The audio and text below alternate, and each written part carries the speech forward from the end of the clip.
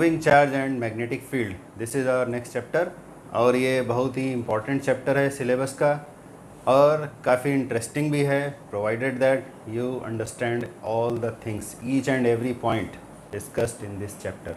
तो सारी बातों को अगर ढंग से समझेंगे तो चैप्टर इंटरेस्टिंग लगेगा, अदरवाइज़ बहुत डिफ़िकल्ट भी लग सकता है। ठीक है, तो moving charge and magnetic field का मतलब क्या है? अभी तक जो भी हम लोग पढ़ रहे थे वो सिर्फ इलेक्ट्रिक फील्ड से एसोसिएटेड फिनोमिनन पढ़ रहे थे।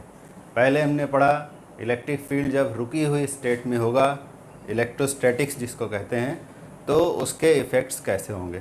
ठीक है, रुके हुए चार्ज पार्टिकल के चारों ओर एक इलेक्ट्रिक फील्ड होगा और उस इलेक्ट्रिक फील्ड के क्या इफ़ेक्ट्स होंगे। फिर हमने सेकेंड चैप्टर में इलेक्ट्रिक चार्ज को एक वायर के अंदर एक से दूसरी जगह ट्रांसफ़र किया और हमें मिला इलेक्ट्रिसिटी। तो इलेक्ट्रिसिटी एक तरह से प्रैक्टिकल एप्लीकेशंस है मूविंग चार्ज का, और इसके बाद जो प्रैक्टिकल एप्लीकेशंस होंगे मूविंग चार्ज के और मूविंग चार्ज के जो इफ़ेक्ट्स होंगे वो अब आगे के सेक्शन में डिस्कस होंगे, इसके आगे का जो सिलेबस का पार्ट है उसमें। तो मूविंग चार्ज का इफ़ेक्ट क्या होता है? मूविंग चार्ज का सबसे पहला इफ़ेक्ट होता है कि वो एक मैग्नेटिक फील्ड इंड्यूस करता है। जहाँ जिस जगह में मूविंग चार्ज है, जहाँ चार्ज चल रहा है, वहाँ एक मैग्नेटिक फील्ड आ जाता है। और इलेक्ट्रिक फील्ड का क्या होगा? इलेक्ट्रिक फील्ड तो हमेशा ही रहेगा, चाहे चार्ज मूवमेंट करे या ना करे। चार्ज रुका हुआ है तो भी उसके कारण इलेक्ट्रिक फील्ड होगा, और चार्ज मूव कर रहा है मोशन में तो भी उसके कारण इलेक्ट्रिक फील्ड होगा। बट जब चार्ज मोशन में होता है तो वो मैग्नेटिक फील्ड भी इंड्यूस करता है, मैग्नेटिक फील्ड भी आ जाता है। ठीक है, लेकिन अगर चार्ज रुका हुआ हो तो मैग्नेटिक फील्ड नहीं आता है, मैग्नेटिक फील्ड अपीयर नहीं होता है। तो ये बातें सबसे पहले ऑब्ज़र्व की थी ओर्स्टेड ने, तो इसीलिए ओर्स्टेड एक्सपेरिमेंट से हम शुरू करते हैं। ओर्स्टेड ने क्या एक्सपेरिमेंट्स किए और उन्होंने क्या ऑब्ज़र्व किया? ओर्स्टेड ने क्या किया, एक सेल लिया और ये मान लो एक की लगा दिया, ऐसे, इसको प्रेस की बोलते हैं, ये ऐसे उठा हुआ दिखाई दे रहा है। जब इसको ऐसे दबा दिया जाएगा तो ये यहाँ पर टच हो जाएगा इस जगह में और फिर करंट पास होने लगेगा। तो ऐसे एक प्रेस की लिया या स्विच भी कह सकते हैं इसको। ये एक सेल लिया और ये एक कनेक्टिंग वायर था हमारा, ये कनेक्टिंग वायर नहीं, सॉरी, कनेक्टिंग वायर्स ये हैं, ये हमारा कोई एक्सपेरिमेंटल वायर था। ठीक है, और इस वायर में ऐसे सेल को कनेक्ट कर दिया और यहाँ पर मान लो लगा दिया एक गैल्वेनोमीटर, यहाँ पर एक गैल्वेनोमीटर लगा दिया। गैल्वेनोमीटर में हम चलो पॉइंटर ही बना लेते हैं, ये गैल्वेनोमीटर हो गया हमारा। ठीक है, ये सेटअप तैयार किया और प्रेस स्विच को यहाँ प्रेस कर दिया, मतलब स्विच को ऑन कर दिया। स्विच को ऑन करने से क्या होगा, यहाँ करंट पास होने लगेगा। यहाँ तक तो तुम्हें कोई भी इसमें अजीब बात नहीं दिखी होगी, बहुत ही नॉर्मल बात है जो अभी तक डिस्कस हो चुकी है। तो करंट पास हो रही है यहाँ पे और गैल्वेनोमीटर फिर डिफ्लेक्शन शो करने लगेगा। तो मान लो कि गैल्वेनोमीटर ने इस तरफ डिफ्लेक्शन शो किया। ठीक है, ऐसे करंट जा रही थी क्लॉकवाइज डायरेक्शन में, तो हमने इस तरफ डिफ्लेक्शन दिखा दिया, ऐसे डिफ्लेक्शन हुआ। तो इसमें कोई भी खास बात हमें नहीं दिखाई दी, ये सब नॉर्मल बातें हैं। खास बात कब दिखाई देती है, जब हम इस वायर के बगल में यहाँ पर एक मैग्नेटिक कंपास रख देते हैं। ठीक है, अगर एक मैग्नेटिक कंपास यहाँ पर रख दिया जाए इस वायर के पास में, तो उसमें हमें कुछ ऑब्जर्वेशंस मिलते हैं। ठीक है, क्या ऑब्जर्वेशंस मिलते हैं? ये मैग्नेटिक कंपास जब यहाँ स्विच ऑन नहीं किया गया था, यानी जब गैल्वेनोमीटर में डिफ्लेक्शन जब ज़ीरो था, तो मैग्नेटिक कंपास में जो पॉइंटर था, यानी जो मैग्नेटिक निडल था, वो नॉर्थ की तरफ ही इंडिकेट करता था। ठीक है, सपोज़ हम मान लेते हैं कि नॉर्थ इस तरफ है, ये नॉर्थ है, तो इधर क्या हो जाएगा, ईस्ट, इधर साउथ, सॉरी इधर वेस्ट और इधर साउथ। तो जो कंपास का निडल था, कंपास का निडल नॉर्थ की तरफ दिखाई दे रहा था, जो कि एक नॉर्मल सिचुएशन है। मैग्नेटिक कंपास तो सभी लोगों ने कभी ना कभी देखा ही होगा। मैग्नेटिक कंपास का जो पॉइंटर है, यानी उसमें जो एरो होता है मैग्नेटिक निडल में, that is always pointed towards north direction, वो हमेशा नॉर्थ डायरेक्शन की तरफ होता है। और क्यों ऐसा होता है, हमेशा नॉर्थ की तरफ ही क्यों होता है, ये इन्फॉर्मेशन भी इन सब डिस्कशंस में हमें मिल जाएगा, नेक्स्ट चैप्टर में पता चल जाएगा। खैर, तो अभी हमारा मकसद है ओर्स्टेड एक्सपेरिमेंट को समझना।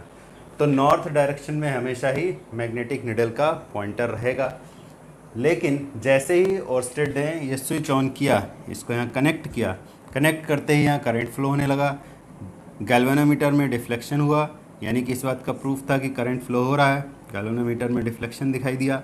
साथ ही साथ यहाँ पर इस कंपास में भी डिफ्लेक्शन हो गया, ये कंपास भी डिफ्लेक्शन हो गया, मीन्स नॉर्मली ये नॉर्थ डायरेक्शन में रहता है, लेकिन अब ये नॉर्थ डायरेक्शन में नहीं रहा। कंपास में जो नॉर्थ डायरेक्शन था उससे किसी डिफरेंट डायरेक्शन में मैग्नेटिक कंपास का निडल घूम गया, ठीक है।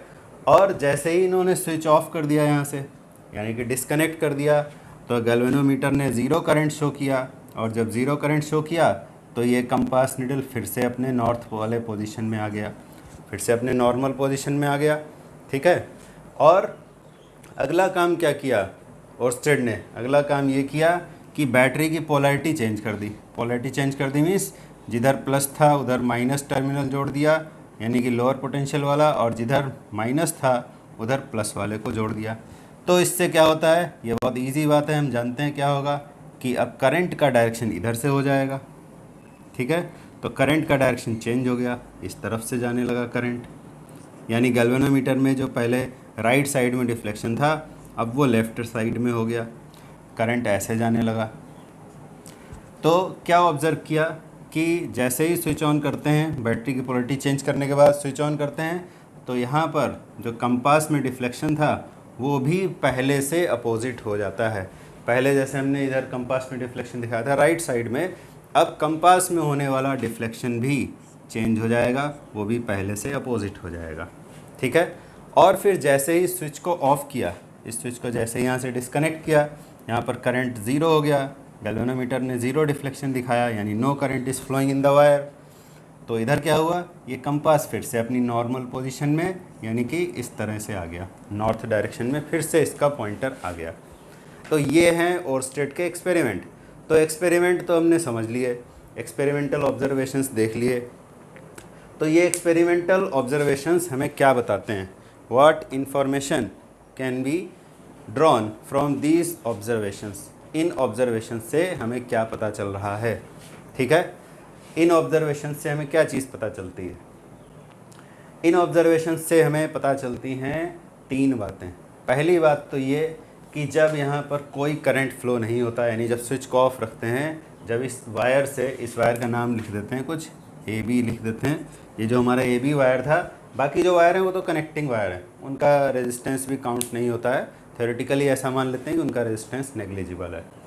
तो क्या बात हो रही थी कि जब स्विच ऑफ है, यानी यहाँ ए बी वायर में कोई करंट फ्लो नहीं होता है, तब गैल्वेनोमीटर में कोई डिफ्लेक्शन नहीं होता है, ठीक है। तो ओर्स्टेड एक्सपेरिमेंट्स में पहला कंक्लूजन क्या है कि if there is no current, if there is no current in the wire, then compass, यहाँ पे कंपास की बात हो रही, गैल्वेनोमीटर की नहीं, compass shows no deflection. No deflection का मतलब है कि वो अपने नॉर्थ डायरेक्शन में ही रहेगा। और दूसरी बात क्या, इफ़ करंट फ्लोज, अगर करंट फ्लो होती है तो क्या होता है, then compass shows a deflection, compass में एक डिफ्लेक्शन शो होगा। और तीसरी बात, if the direction of current changes, if the direction of current changes, अगर डायरेक्शन ऑफ करंट चेंज हो गया, then the compass shows opposite deflection, पहले से ऑपोजिट डिफ्लेक्शन शो करने लगेगा, ठीक है। तो ये तीन बातें ओर्स्टेड एक्सपेरिमेंट से पता चलती हैं। तो ओर्स्टेड एक्सपेरिमेंट से पहली बार ये पता चला कि जब भी करंट फ्लो होगा किसी वायर में तो उसके आसपास मैग्नेटिक फील्ड इंड्यूस हो जाएगा, और अगर करंट का डायरेक्शन पहले से ऑपोजिट कर देते हैं तो मैग्नेटिक फील्ड जो इंड्यूस हो रहा था उसका डायरेक्शन भी पहले से ऑपोजिट हो जाएगा। और बहुत ही अगर एक फाइन स्टेटमेंट बोला जाए, इन सारी बातों को एक ही स्टेटमेंट में अगर हमें समाहित कर देना है, एक ही स्टेटमेंट में हमें सबको इंक्लूड कर देना है, तो वो स्टेटमेंट ये है कि moving charge induces magnetic field. ये बहुत ही इम्पॉर्टेंट स्टेटमेंट है। What? Moving charge induces magnetic field. ठीक है, सारी कहानी बस इसी की है। मूविंग चार्ज होगा तो मैग्नेटिक फील्ड इंड्यूस होगा। परंतु यहाँ पर एक अत्यंत गंभीर प्रश्न भी उठ सकता है। तो वो अत्यंत गंभीर प्रश्न क्या है? वो ये है कि बोला जा रहा है moving charge induces magnetic field, लेकिन समस्या ये है कि मूविंग चार्ज जो चीज़ है या कोई भी मूविंग ऑब्जेक्ट जो है वो तो इस पर डिपेंड करता है कि वो हमें मोशन में दिखाई दे रहा है कि नहीं दे रहा है। कोई भी ऑब्जेक्ट मोशन में है या नहीं है, ये हम कैसे पता लगाते हैं? हमें पता कैसे चलता है कि वो ऑब्जेक्ट मोशन में है या नहीं है? ठीक है, कैसे मालूम चलता है? तो मोशन की तो कहानी ऐसी है कि अगर हम रोड के किनारे खड़े हुए हैं, तो हमें कार जा रही है या बस जा रही है, वो चलते हुए दिखाई देती है। लेकिन अगर हम उसी कार के अंदर या उसी बस के अंदर बैठ जाएं, तो हमें पता नहीं चलेगा कि कार चल रही है कि नहीं चल रही। तो वो पेड़ चलते हुए दिखाई देंगे जो बाहर खड़े हुए थे। इसका मतलब ये है कि हाँ, विद रिस्पेक्ट टू सराउंडिंग, सही बात है, बट सराउंडिंग भी अगर हमारे साथ ही चल रहा है, सेम डायरेक्शन चल रहा है, सेम स्पीड से चल रहा है, तो हमें पता ही नहीं चलेगा कि मोशन हो रहा है कि नहीं हो रहा है। तो इसका मतलब है कि वो चीज़ यहाँ भी एप्लीकेबल होगी। मूविंग चार्ज, अब हमने ये तो कह दिया चार्ज मूव कर रहा है, but charge is moving with respect to what? जब तक हम ये नहीं बताते हैं किसके रिस्पेक्ट में मोशन हो रहा है, तब तक मोशन का कोई मतलब नहीं है। हमें कोई ऑब्जेक्ट मोशन में लग सकता है, बट ज़रूरी नहीं कि वो मोशन में हो। जैसे कि रोड पे जो पेड़ हैं वो चलते हुए दिखाई देने लगते हैं जैसे ही हम बस या कार में बैठते हैं, और जैसे ही नीचे उतर जाते हैं तो पेड़ रुक जाते हैं, बस या कार चलने लगता है। अर्थ सरफेस हमें रुका हुआ दिखाई देता है, अर्थ सरफेस के बाहर चले जाओ तो अर्थ भी चलते हुए दिखाई देगा। ठीक है, सोलर सिस्टम के बाहर चले जाओ तो पूरा सोलर सिस्टम चलता हुआ दिखाई देगा। गैलेक्सी के बाहर चले जाओ तो पूरी गैलेक्सी चलते हुए दिखाई देगी। तो ये बात है। तो यहाँ पर गंभीर प्रश्न ये है कि अगर ऐसा हो कि चार्ज मोशन में तो हो लेकिन हमें पता ना चल रहा हो, यानी जो हमारा ऑब्जर्वेशन फ्रेम हो उसके रेस्पेक्ट में अगर चार्ज मोशन नहीं करते हुए दिख रहा है, तब क्या होगा? क्या तब भी मैग्नेटिक फील्ड होगा? तो ये वाले जो प्रश्न हैं, ये प्रश्नों का उत्तर तुम्हें 12th क्लास में नहीं मिलेगा, ये हायर क्लासेस में मिलेगा। ठीक है, तो वहाँ पर होता है रिलेटिविस्टिक इलेक्ट्रोडायनामिक्स। रिलेटिविटी वर्ड से ही बना है रिलेटिविस्टिक। तो इसका मीनिंग तो जानते ही होंगे कि रिलेटिविटी का मतलब क्या होता है। एक मूविंग ऑब्जेक्ट के रेस्पेक्ट में दूसरे मूविंग ऑब्जेक्ट के मोशन को ऑब्जर्व करना, दैट इज़ कॉल्ड रिलेटिविटी।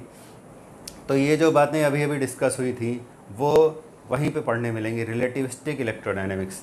हमारा यहाँ पर 12th क्लास में जो हमारा फोकस होगा वो बस इतना होगा कि मूविंग चार्ज है। हम ये मान लेंगे कि हम जिस फ्रेम में हैं उसके रेस्पेक्ट में चार्ज मूव कर रहा है। ठीक है, हमारा जो फ्रेम ऑफ ऑब्जर्वेशन है उसके रेस्पेक्ट में चार्ज मूव कर रहा है। ठीक, और बाकी कि चार्ज कितनी स्पीड से जा रहा है और हम किसी दूसरे स्पीड से जा रहे हैं, दूसरे डायरेक्शन में जा रहे हैं, तो फिर रिलेटिव स्पीड क्या होगी उस चार्ज की, तो उसकी वजह से जो मैग्नेटिक फील्ड आएगा वो मैग्नेटिक फील्ड कैसे होगा, वो सब भी होता है, उसको इग्नोर नहीं कर सकते।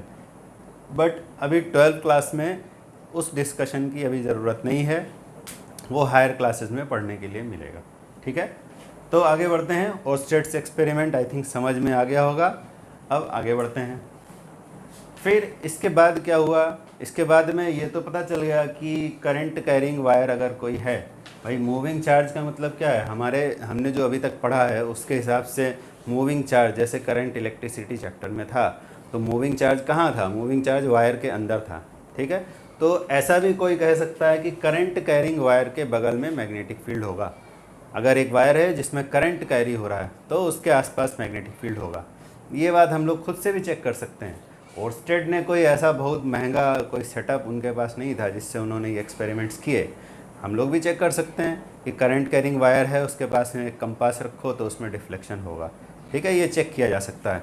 तो सबके घर में इलेक्ट्रिसिटी तो है ही, करंट कैरिंग वायर तो मिल ही जाएगा। स्विच ऑन कर देना, जो वायर लगा है वो करंट कैरिंग होगा, उसमें से करंट पास हो रही होगी। उसके पास में एक मैग्नेटिक कंपास रख देना। मैग्नेटिक कंपास तो आसानी से मिल जाता है, बहुत से फ्रेंड्स के पास होगा, उनसे लेकर भी टेस्ट कर सकते हो। अगर वो बोलें कि नहीं देंगे तो बोलना चलो तुम्हें एक जादू दिखाते हैं, और इस बहाने से तुम्हारा भी काम हो जाएगा। ठीक है, उनको जादू दिखा देना और तुम्हारा फिजिक्स समझ में आ जाएगा। लेकिन यहाँ पर एक समस्या ये है कि जो घर में जो वायरिंग है उसमें जब तुम करंट पास कराओगे, स्विच ऑन कर दोगे और उसके बगल में अपना मैग्नेटिक कंपास रखोगे, तो तुम्हें कोई भी डिफ्लेक्शन नहीं दिखाई देगा, उसमें कोई डिफ्लेक्शन होगा ही नहीं। तो इसका मतलब क्या हुआ? इसका मतलब क्या हुआ? जो घर में वायरिंग है वो ख़राब है। जैसे हम लैब में एक्सपेरिमेंट जब बच्चे करते हैं और उनके ऑब्जर्वेशन नहीं आते, रीडिंग नहीं आती, तो इंस्टेड ऑफ फाइंडिंग कि रीज़न क्या है कि क्यों रीडिंग नहीं आ रही, वो कहाँ पे गलती कर रहे हैं, वो सीधा बोलते हैं सर ये ऑपरेटस ख़राब है, ये मीटर ख़राब है, यहाँ पे काम नहीं हो रहा। तो यही चीज़ वहाँ पर भी, क्या स्विच ऑन किया, वायर में करंट पास हुआ, बगल में कंपास रखा बट कोई डिफ्लेक्शन नहीं हुआ, इसका मतलब कंपास ख़राब है, इसका मतलब वायरिंग ख़राब है। दोनों ही बातें गलत हैं, ना तो कंपास ख़राब है और ना ही तुम्हारी वायरिंग ख़राब है। वायर इंसुलेटेड होने से भी कोई फ़र्क नहीं पड़ता। ठीक है, ये भी ऑब्ज़र्व कर सकते हैं कि वायर में इंसुलेशन हो या ना हो, मैग्नेटिक फील्ड पे उससे फ़र्क नहीं पड़ता। ठीक है, हाँ थोड़ा सा वीक हो जाएगा मैग्नेटिक फील्ड भी। इस बात जैसे इलेक्ट्रिक फील्ड में डिस्कशन हुआ था कि मीडियम की परमिटिविटी पर डिपेंड करता है, ऐसे ही मैग्नेटिक फील्ड भी मीडियम की एक प्रॉपर्टी पर डिपेंड करता है, वो हम आगे पढ़ेंगे। ठीक है, अभी उस बात को नहीं डिस्कस कर रहे हैं। तो वायर के इंसुलेशन से भी फ़र्क नहीं पड़ेगा। और कोई आइडिया अगर समझ में आ रहा हो, इस बात का जवाब क्या हो सकता है कि वायर में करंट है लेकिन हमें मैग्नेटिक फील्ड नहीं पता चल रहा है, उसकी वजह से कितना मैग्नेटिक फील्ड होगा। ओर्स्टेड तो कह रहे हैं भाई मैग्नेटिक फील्ड होगा करंट कैरिंग वायर के बगल में, बट हमने घर में टेस्ट किया तो वहाँ हमें कोई मैग्नेटिक फील्ड नहीं दिखाई दिया। ठीक है, तो इस बात का जवाब यहाँ पर मिलेगा तुम्हें, इसमें तीसरे पॉइंट में मिलेगा। समझ में आई बात कि घर में जो वायरिंग है उसके पास में हमने कंपास रखा और कोई डिफ्लेक्शन नहीं दिखाई दिया, तो इस बात का जवाब इस तीसरे पॉइंट में हमें मिलेगा। ये बात पर ध्यान दें जरा, इस बात पे कि अगर डायरेक्शन ऑफ करंट चेंज हो गया तो कंपास का डायरेक्शन, कंपास में जो डायरेक्शन ऑफ डिफ्लेक्शन है वो भी चेंज हो जाता है। ठीक है, यहाँ से इस बात का आंसर मिलेगा। तो इसका आंसर क्या है? इसका आंसर ये है कि घर में जो हमारे वायरिंग है वो हमें अल्टरनेटिंग करंट सप्लाई देता है। हमारे घरों में जो सप्लाई आती है वो अल्टरनेटिंग होती है। तो अल्टरनेटिंग करंट तो हम पढ़ेंगे 2-3 चैप्टर के बाद, बट अल्टरनेटिंग करंट की जो बेसिक प्रॉपर्टी है वो ये है कि अल्टरनेटिंग करंट का डायरेक्शन बार बार चेंज होता है, कंटिन्यूसली इसका डायरेक्शन चेंज होते रहता है, और पर सेकेंड कितने बार वो करंट का डायरेक्शन चेंज होता है, दैट इज़ कॉल्ड फ्रीक्वेंसी। ठीक है, तो हमारे घरों में जो सप्लाई आ रही है, इंडिया में जो फ्रीक्वेंसी ऑफ एसी सप्लाई है दैट इज़ 50 साइकिल्स पर सेकेंड, यानी एक सेकेंड में 50 बार। बाकी इन बातों का मीनिंग आगे एक्सप्लेन किया जाएगा अल्टरनेटिंग करंट वाले चैप्टर में ही। तो 50 साइकिल पर सेकेंड या कह लो 50 हर्ट्ज़, इस फ्रीक्वेंसी का एसी हमारे घरों में इंडिया में आता है। ठीक है, तो 50 साइकिल पर सेकेंड का मतलब है कि एक सेकेंड में कितने बार डायरेक्शन चेंज हो रहा है? एक सेकेंड में 50 बार डायरेक्शन, 100 बार डायरेक्शन चेंज हो रहा है। 50 तो साइकिल हुए, एक साइकिल में 2 बार डायरेक्शन चेंज होता है। तो जब एक सेकेंड में 100 बार डायरेक्शन चेंज हो रहा है और इस पॉइंट के अकॉर्डिंग जब भी डायरेक्शन चेंज होगा तो मैग्नेटिक फील्ड का डायरेक्शन भी चेंज हो जाएगा। ठीक है, तो हमारे अल्टरनेटिंग करंट कैरिंग वायर के बगल में जो मैग्नेटिक फील्ड है उसका डायरेक्शन एक सेकेंड में 100 बार चेंज हो रहा है, 100 टाइम्स इन 1 सेकेंड।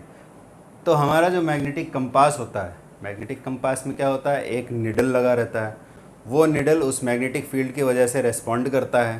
ठीक है, घूमता है बेसिकली, अगर हम घूमता है बोलें तो वही बात है जो हमेशा मेरी तरफ से कही जाती है, वो ये है कि जो डेली लाइफ के टर्मिनोलॉजी हैं, जो डेली लाइफ के ऑब्जर्वेशन है, उनको तुम बुक वाली नॉलेज से कनेक्ट करो, तभी तुम्हारे लिए फिजिक्स पढ़ना इजी होगा। फिजिक्स क्या, कोई भी साइंस। तो क्या होता है, घूमता है पॉइंटर, घूमने का मतलब होता है रोटेशन। और जब कोई रुका हुआ ऑब्जेक्ट को तुम अचानक से रोटेट कराते हो, 11वीं क्लास में पढ़ा था हमने रोटेशनल मैकेनिक्स में, जब हम रुके हुए ऑब्जेक्ट को सडनली घुमाना चाहते हैं तो क्या वो आसानी से घूम जाता है? जैसे घर में फ़ैन हो, अगर तुम अचानक से स्विच ऑन करो तो उसको अपनी पूरी स्पीड पकड़ने में, रोटेशनल स्पीड पकड़ने में थोड़ा सा टाइम लगता है, 1 या 2 मिनट, या चलो बहुत अच्छा वाला फ़ैन है मान लिया तुम्हारा, फिर भी उसको 1 मिनट लगेगा फुल स्पीड में आने, फुल स्पीड से रोटेट होने में। और अगर बीच में स्विच ऑफ किया तुमने, फ़ैन रोटेट हो रहा है, स्विच ऑफ किया, अभी भी रोटेट हो रहा है, और फिर पूरा रोटेशन रुकने से पहले ही फिर से स्विच ऑन कर दिया, तो इस बार उतना टाइम नहीं लगेगा फुल स्पीड में आने में, वो जल्दी में आ जाएगा, जल्दी फुल स्पीड में पहुंच जाएगा। तो इसका रीज़न क्या होता है, ये 11वीं क्लास में ऑलरेडी डिस्कस हुआ था। वहाँ हम लोगों ने पढ़ा था कि रोटेशनल मोशन को बॉडी की जो प्रॉपर्टी अपोज करती है, that is called moment of inertia, उसको बोलते हैं मोमेंट ऑफ इनर्शिया। तो जो भी बॉडीज़, जहाँ भी रोटेशनल मोशन की बात हो रही हो, वहाँ पे मोमेंट ऑफ इनर्शिया का रोल आ जाता है, क्योंकि मोमेंट ऑफ इनर्शिया वो प्रॉपर्टी है जो बॉडी को रोटेट होने से रोकती, उसके रोटेशनल स्टेट ऑफ मोशन को चेंज होने से रोकती है। अगर बॉडी रोटेट हो रही है तो वो रोटेट ही होते रहना चाहती है, और अगर रुकी हुई है तो वो रुके रहना चाहती है। ये सिंपल वर्ड्स में बता दिया है, बाकी तुम्हें 11वीं क्लास में ऑलरेडी पढ़ चुके हो। तो ऐसे ही जो कंपास का पॉइंटर था, वो भी जब एक सर्टेन डायरेक्शन में रोटेट हो रहा है, उतनी देर में फिर से डायरेक्शन चेंज हो गया मैग्नेटिक फील्ड का। मैग्नेटिक फील्ड कंपास के पॉइंटर को रोटेट कराता है, ठीक है। और रोटेशन कब होता है, रोटेशन के लिए हमें चाहिए क्या, टॉर्क चाहिए। ये सब बातें बहुत इंपॉर्टेंट हैं, इनको अच्छे से समझना, ठीक है। बिकॉज बहुत बार लोगों को कन्फ्यूज़न रहता है कि मैग्नेटिक फील्ड, जो मैग्नेटिक कंपास है, उसके ऊपर फोर्स लगाता है, तो ये बात एकदम गलत है, 100% गलत। फोर्स के कारण रोटेशन कभी नहीं होता है, फोर्स चाहिए होता है ट्रांसलेशनल मोशन के लिए, बट यहाँ तो कंपास रोटेट होता है, ठीक है। तो कंपास के रोटेशन के लिए हमें क्या चाहिए, टॉर्क चाहिए। ये टॉर्क कौन लगाता है, जो मैग्नेटिक फील्ड है वो कंपास के ऊपर टॉर्क लगाता है, ठीक। तो हम वापस अपने डिस्कशन का जो मेन पॉइंट था उस पर आ जाते हैं कि कंपास ने एक सर्टेन डायरेक्शन में, अल्टरनेटिंग करंट का डायरेक्शन बार बार चेंज होता है। फॉर एग्जांपल ये जो हमारा सर्किट था, इसमें हम सेल लगाने के बजाय यहाँ पर एसी सप्लाई अगर दे देते, मान लो हमने एसी सप्लाई दे दी, ठीक है, तो क्या होगा, 1 सेकेंड में 100 बार करंट बी से ए और ए से बी, बी से ए से बी, बी से ए ऐसे भी, ऐसे बार बार जाएगी। अब उतनी मेरी कैपेबिलिटी नहीं है कि हम 1 सेकेंड में 100 बार इस बात को बोल सकें, ए से बी, बी से ए से बी, बी से ए। 1 सेकेंड में 100 बार ऐसा होगा, तो यहाँ जो मैग्नेटिक फील्ड इंड्यूस हो रहा है वो भी 100 बार उसका डायरेक्शन चेंज होगा, 1 सेकेंड में 100 बार। तो भाई तुम्हारा जो कंपास था वो जब ए से बी करंट जा रहा था तो इधर रोटेट हुआ, और जल्दी से उतनी देर में 1 सेकेंड में 100 बार ऐसा होता है, बी से ए हो गया तो फिर इसको उधर जाना है, फिर इधर आना है, फिर इधर आना है, फिर इधर आना है। तो due to moment of inertia ये ऐसा कर नहीं पाता है, जो हमारा कंपास है वो इतना जल्दी रेस्पॉन्ड नहीं कर पाता है due to its moment of inertia. अपने मोमेंट ऑफ इनर्शिया की वजह से कंपास हमें एक जगह रुका हुआ दिखाई देता है, ए से बी करंट जाए या बी से ए जाए वो एक ही जगह रुका हुआ दिखाई देता है। Because of its inertia it is not able to change its direction so rapidly. 1 second में 100 बार डायरेक्शन चेंज करना मोमेंट ऑफ इनर्शिया की वजह से पॉसिबल नहीं है। इसलिए हम जो घरों में जो हमारे वायरिंग लगी हुई है उसमें एसी सप्लाई आती है, उसके पास में हम मैग्नेटिक कंपास को रखेंगे तो हमारा कंपास कोई डिफ्लेक्शन शो नहीं करेगा, ठीक है। ना तो वायरिंग ख़राब है और ना ही कंपास ख़राब है, दोनों ही चीज़ें बिल्कुल सही हैं, ठीक है। तो ये हमारा डिस्कशन हुआ इस चैप्टर का, इंट्रोडक्टरी डिस्कशन। तो ये हमने समझ लिया कि कंपास पर टॉर्क लगेगा, बार बार बोल दे रहा है टॉर्क, फोर्स नहीं लगेगा, क्योंकि कंपास रोटेट होता है। कंपास का ट्रांसलेशनल मोशन नहीं होता, कंपास यहाँ रखा है, यहाँ से भाग के इधर नहीं चला जाएगा, भाग के इधर डुन डुन डुन डुन डुन भाग के चला जाएगा, ऐसा नहीं होगा। कंपास यहीं रहेगा, खाली रोटेट होगा, यहीं पे घूम रहा होते रहेगा इसका, ठीक है।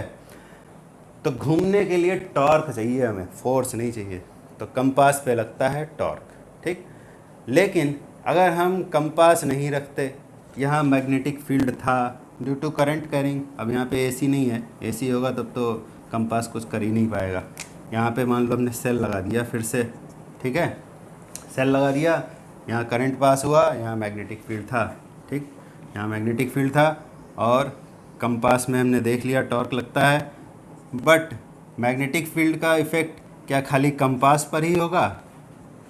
नहीं, ये इसका आंसर नहीं है। अगर हम यहाँ एक चार्ज पार्टिकल भी रख देते हैं मैग्नेटिक फील्ड में, अगर एक दूसरा चार्ज पार्टिकल ला के रख दिया, एक तो चार्ज पार्टिकल चलेगा, यहाँ लिखा हुआ है moving charge induces magnetic field, तो चार्ज पार्टिकल चलेगा उसका मैग्नेटिक फील्ड होगा। बट यहाँ पे भी इंपॉर्टेंट बात बता देते हैं, ध्यान रखने की बात है, यहाँ जो ये कहा जा रहा है ना moving charge induces magnetic field, तो ये बात तो यूनिवर्सल ट्रूथ है। बट हम जो 12th क्लास में पढ़ेंगे, हमारा जो सिलेबस है सीबीएसई वाला, उसमें इस यूनिवर्सल बात का एक छोटा सा सेट हमने यूज़ किया है, ठीक है, एक छोटा सेट, ये यूनिवर्सल बात है moving charge induces magnetic field. और हम इसमें से एक छोटा सा पार्ट खाली पढ़ेंगे, वो क्या है, current carrying wire induces a magnetic field. देखो दोनों बातों में तुम्हें लगेगा कि डिफरेंस क्या है, मूविंग चार्ज का मतलब ही तो करंट होता है, लेकिन हम कह रहे हैं नहीं, मूविंग चार्ज की वजह से मैग्नेटिक फील्ड होता है, ये एक यूनिवर्सल बात है। और अगर हम कहें करंट कैरिंग वायर की वजह से मैग्नेटिक फील्ड होता है, करंट कैरिंग वायर के आसपास मैग्नेटिक फील्ड होता है, तो ये बहुत बड़े यूनिवर्सल बात का एक छोटा सा पार्ट है कि करंट कैरिंग वायर के आसपास मैग्नेटिक फील्ड होता है, ठीक है। क्यों ऐसा कह रहे हैं कि जब सिंगल चार्ज मोशन में होगा और उसका मैग्नेटिक फील्ड हम जब डिस्कस करेंगे तो सिचुएशंस बहुत अलग होंगी, ठीक है। और एक वायर में करंट फ्लो हो रहा है, ऐसे कंटिन्यूसली चार्ज पार्टिकल्स जा रहे हैं एक से दूसरी तरफ। वायर में करंट का फ्लो वैसे होता है जैसे पानी के पाइप में पानी जा रहा है, ऐसे कंटिन्यूसली पानी एक से दूसरे एंड की तरफ जा रहा है, that is similar to current carrying wire.